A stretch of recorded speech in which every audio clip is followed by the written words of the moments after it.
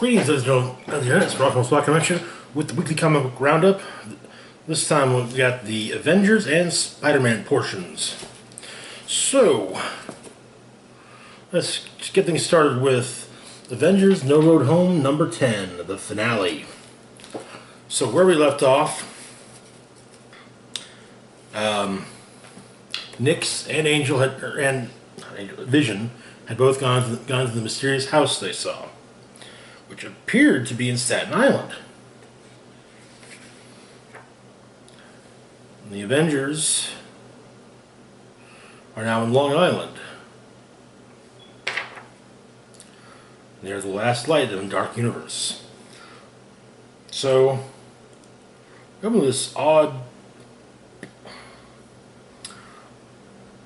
It's a 6-panel page and a very odd way of doing it. Each panel is equally sized. We begin with kind of a very first we have "You Want to See My Creation," then the beginnings of a panel. Then the next panel we've got a sketch of a body, then a flaming body, then very obviously Vision's classic look, and then the more just the white Vision. And it says, "Come this way, please. I will show you everything." And now Vision is back. And apparently he's whole again. His core degeneration is halted. All of his cognitive and physical functions have been restored. So Vision and Nyx talk about the house. And the house is not just a house, it's the house. It's the dwelling space of the fundamental creative force of this reality. The one above all others. God. And, okay, I'm not going to lie, this is probably one of the funniest lines in the comic. The ultimate force of creation lives on Long Island. But,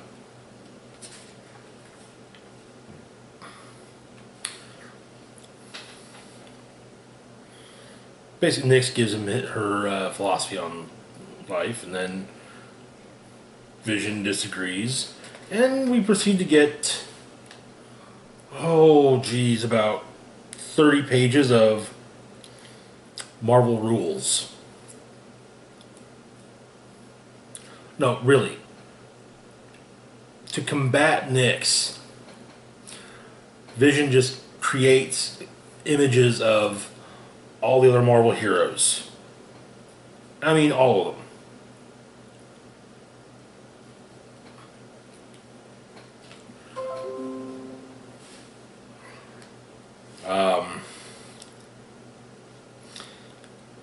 He even becomes the android Human Torch for a while.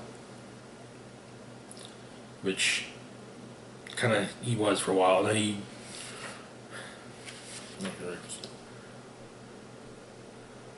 And he explains that in the house of the one above all, in the house of the one above all others, she can't win because she's playing against the house. The house of ideas. The fantastic, the astonishing, the amazing. Marvels. Yeah. Anyway, so he destroys Nyx and comes out. They talk a bit, and he also explains to Vision, to Hawkeye, that it's not just a house, but the house. And so the sun rises everywhere. Yay! Everything's better.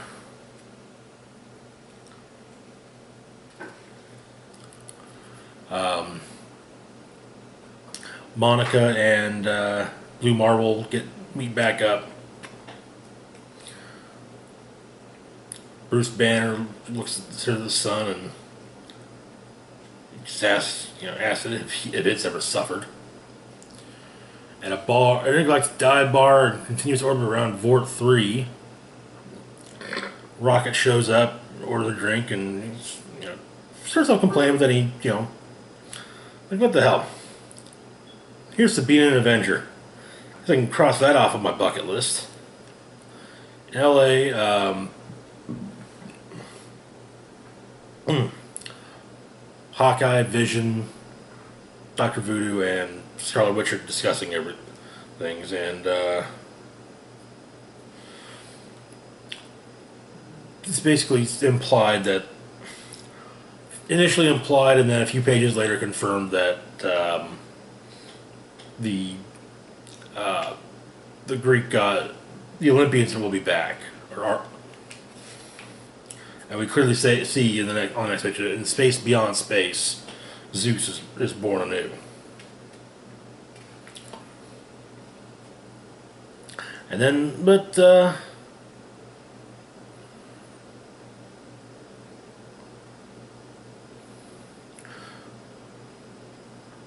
you know, Wanda explains Rocket and the Hulk disappeared, as did the man called Conan, who is described by Wanda as being a murderer and a vagabond, but he followed a code of honor. But wherever he is now, she certainly wouldn't want to get in his way. So we got to where he is, and he's fighting giant lizards, explaining that he has simple needs. Give something sharp and a foe to fight, a foe to find it, and then that will do. And the foe he has to fight is a T-Rex, and it confirms that he is in the Savage Land. So in the far shore,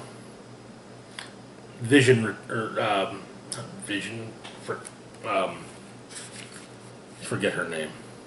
Voyager returns only to discover that her uncle, the Challenger, has broken his bonds and left. And the epilogue is a year from now.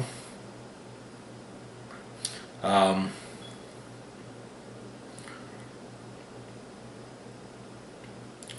Nova Corpsman has been saved from being killed by seemingly every abandoned 7 systems. There's a sole Nova Corpsman. And the person who saved him says that, yes, everywhere is their home. And Corpsman asks what his savior's story is.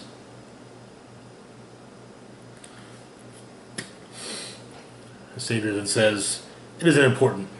We all have stories, and Hercules would rather hear yours."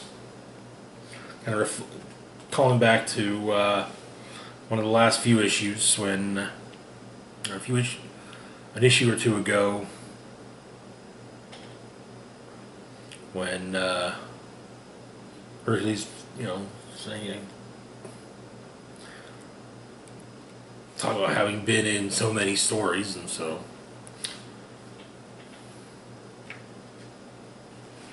But yeah, I'm not gonna lie. As much as I was really enjoying No Road Home, this is kind of a lackluster ending to basically say, "Hey, Marvel," and that be the way they beat Nyx. I'm just like, seriously? This was honestly turning out to be one of my favorite Avengers stories, and it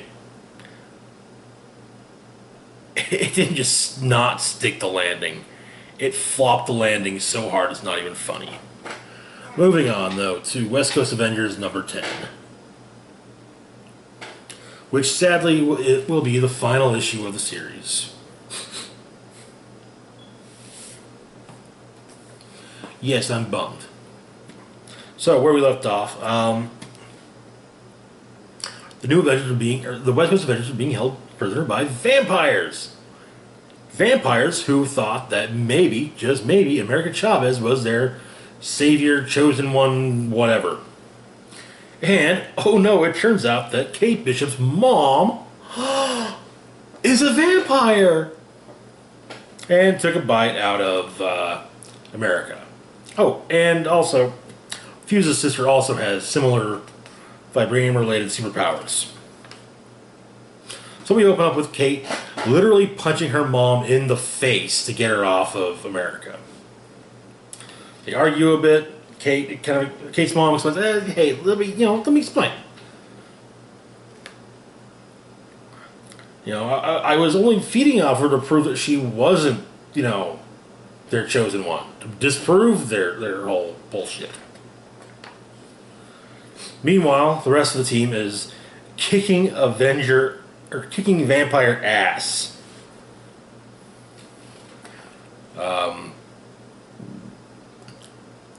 Along with Jeff the Land Shark in tow. Because Jeff the fucking Land Shark.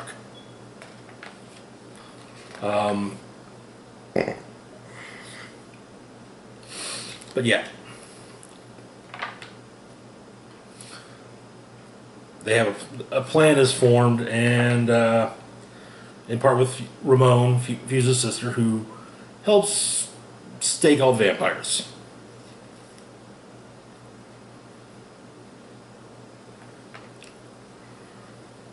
Then everyone still alive gets sent off to near a hospital, and for a very brief moment, everybody ends up in a shrimp world, which Jeff the Land Shark likes because shrimp. But anyways, they all go back. Somehow, don't even ask me how, but somehow Hawkeye's shirt got nearly ripped off. When they get back, turns out the West Coast Avengers headquarters is finished. So at least there's that.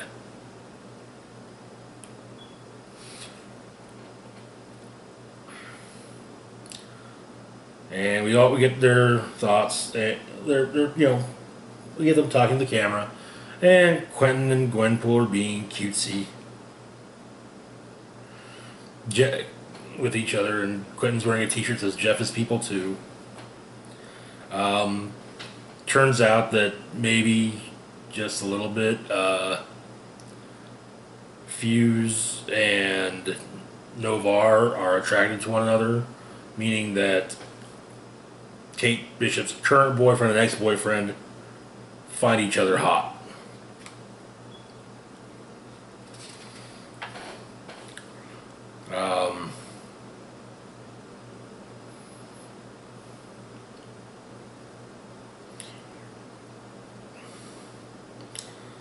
Which apparently is news to Kate.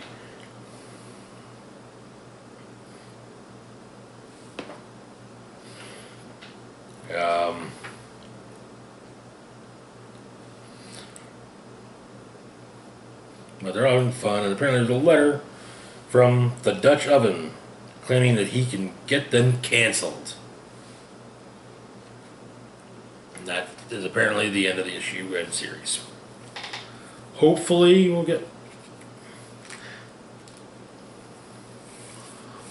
this will, I don't know.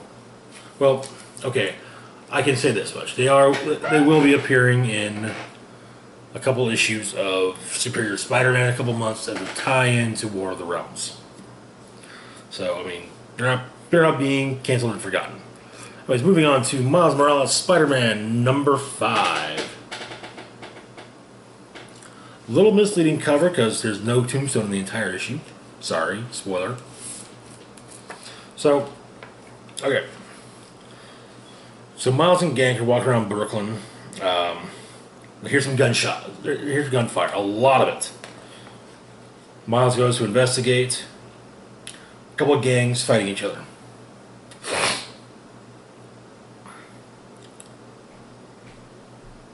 Tombstone's gang fighting a group called the Golden Lords. So Miles manages to, stop everything. He moves on. Now, while they were walking around, Miles and Gank mentioned to Miles that it's getting harder to get everything for the web fluid. So, it might be, there might be problems getting it. So I'm seeing kind of a possible arc in the near future. So at school, Miles is having lunch with his girlfriend, who is pretty sure that he's keeping something big from her, and he's trying to find. But he's not sure how to, basically tell her that he's Spider-Man, or, what does she even know about, that. So, anyways, cut to Miles and gang working on the on the web fluid. Another student comes in and starts giving Miles some grief. I foresee him maybe becoming a romantic rival between Miles and Barbara. Miles' dad calls him up and says, "Hey, principal says he's pretty sure you're ditching school, but he can't prove it. Like, you need a rest, but hey,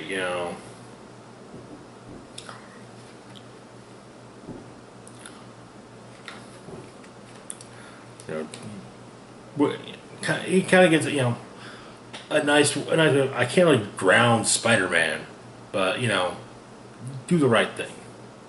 So anyway, that night, there's an explosion. Tombstone's gang fighting, the Bloody Machete crew. And, this time they've got, armored backup, and yeah, Spidey manages to take down that guy and find out a way, and yeah, off to the safe house in Bushwick. Takes out,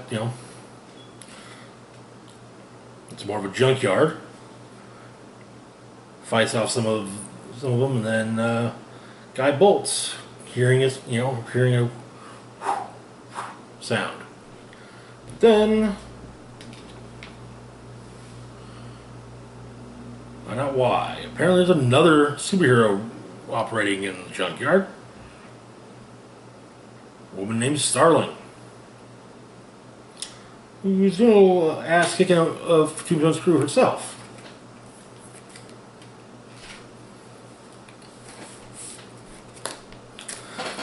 And that's where the issue ends.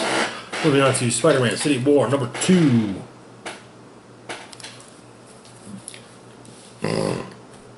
So,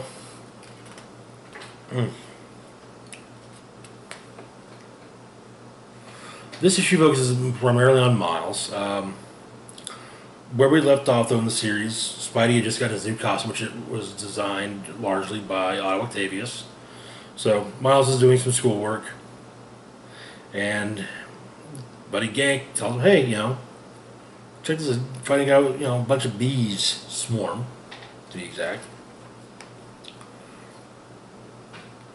And after the fight, Dr. Octavius calls Peter and lets him know that, yeah, we lost our funding. I continue to work, but I can't keep paying you.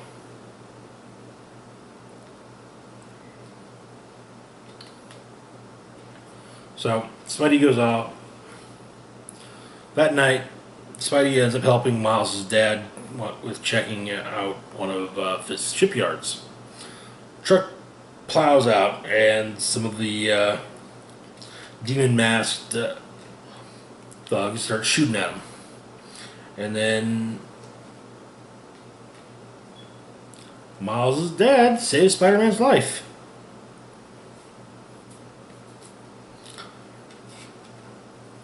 And he gets interviewed by Mary Jane.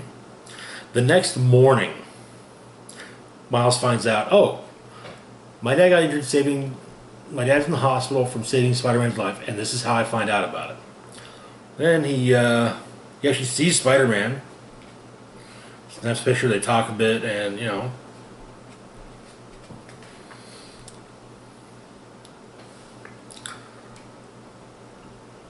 Anyways, Mary Jane leaves from talking with Miles' dad, Officer Jefferson.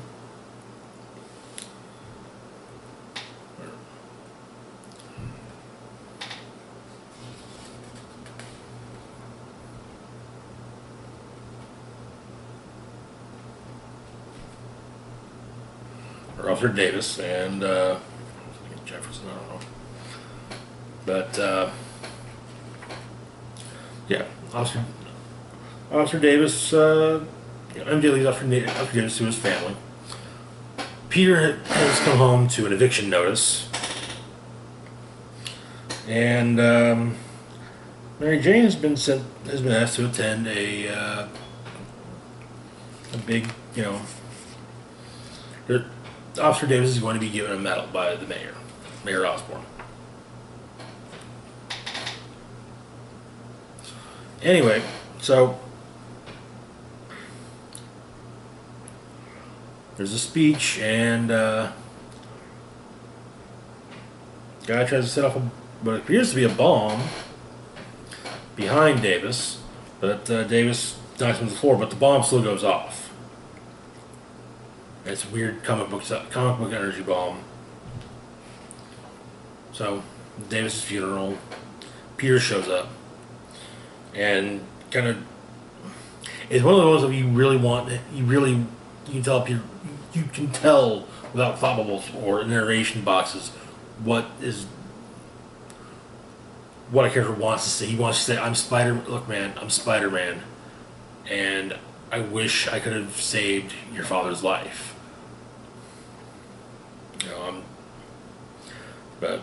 So yeah. And that's that. Oof. Anyways, moving on to Spider-Man Life Story number 2, the 70s. So where we left off, Norman Osborn had been in prison for his early crimes as the Green Goblin. Flash Thompson went off to Vietnam, and as Iron Man already had, and Captain America eventually did as well.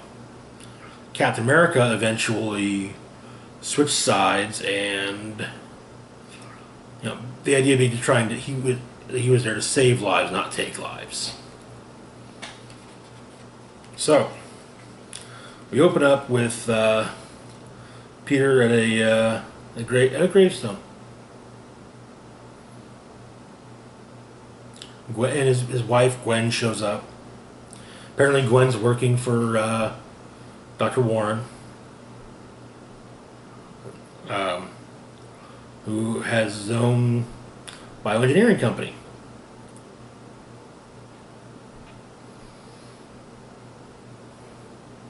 And Harry's running Oscorp. Then we discover that the grave that Peter and Gwen are at is Flash's grave. He died 3 years. Found out we discovered 3 years previously. So apparently Peter works at the Baxter Building alongside Reed Richards and Dr. Octopus. In fact, Dr. Octopus revealed Doc Ock had a heart attack and put everything back, put it into perspective, and even married Aunt May, which, fun fact, that was a thing that nearly happened in the comics. So, anyway, Harry goes to visit his father. They talk a bit, and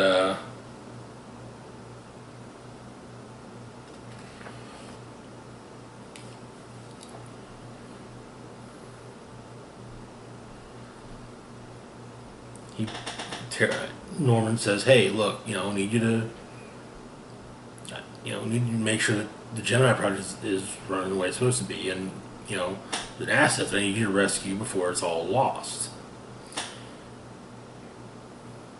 And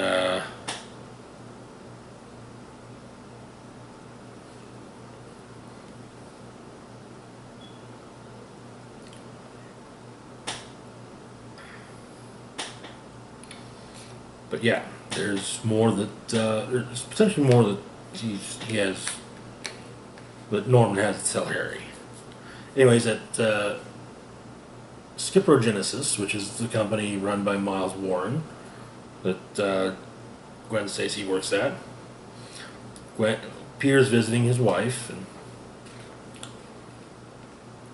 and apparently he has, he apparently, and in fact, he even walked her down the aisle,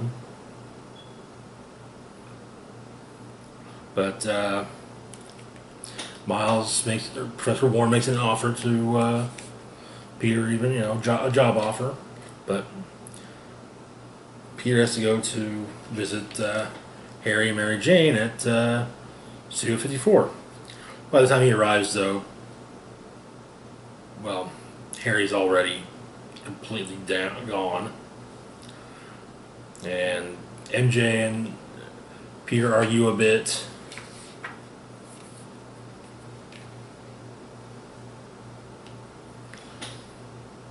And she reveals to him that she knows that he's Spider-Man.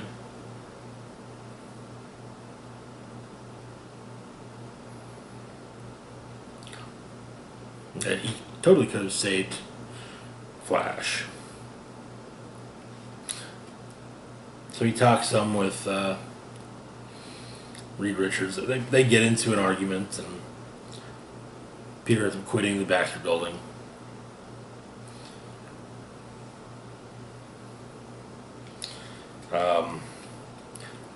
Norman ends up calling Harry at home, and Harry is like, "Yeah, I'm ready."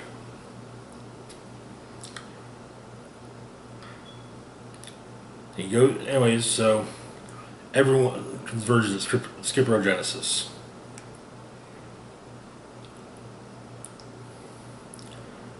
And Harry explains that there's some business he's concluding, and even explaining that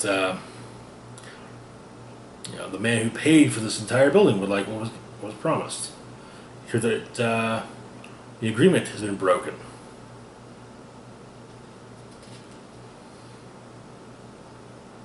And so the Black Goblin has shown up to take what's rightfully, Osborn's.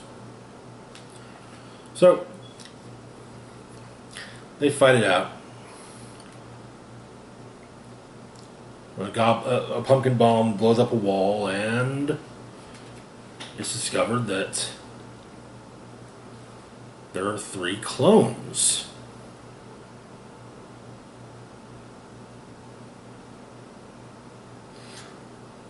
Two of which he wanted. The other one is of Gwen. Now, the 2 that Osborn wanted were a clone of himself and a clone of Peter Parker. So Harry and Peter duke it out.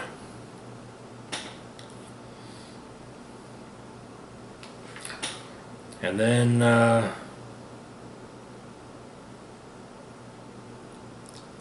Harry tries to blow up the clone tanks.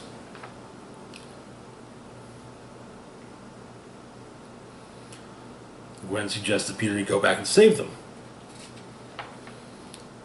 The one of Osborn's dead. Apparently, the one of Gwen is dead. But the one of Peter is still alive. So Peter retrieves him.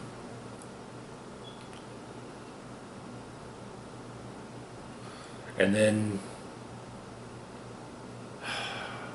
Dr. Warren drops a bombshell. That wasn't a clone of Gwen in the tank.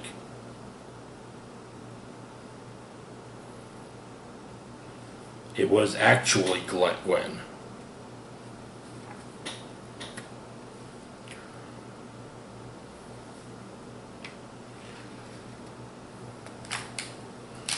So we fast forward a year. The clones of Gwen and Peter are leaving town.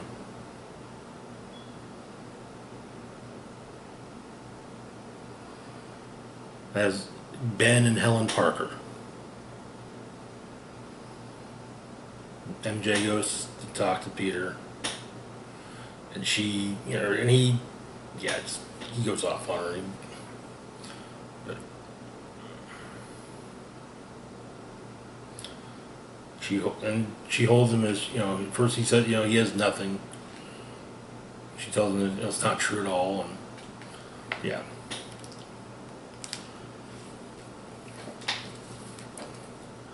Not gonna. That was.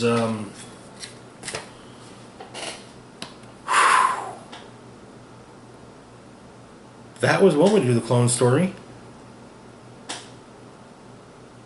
Holy crap! Was that one way to do the clone story? Anyway, that's all for for the Avengers and Spider-Man books this week. As always, feel free to like, share, and subscribe. Hit the bell icon to be notified when I put new content. Comment if you wish. Links to Facebook, Twitter, and Patreon can all be found in the description box down below. This is Rockwell Spock signing off, saying, live long and rock hard.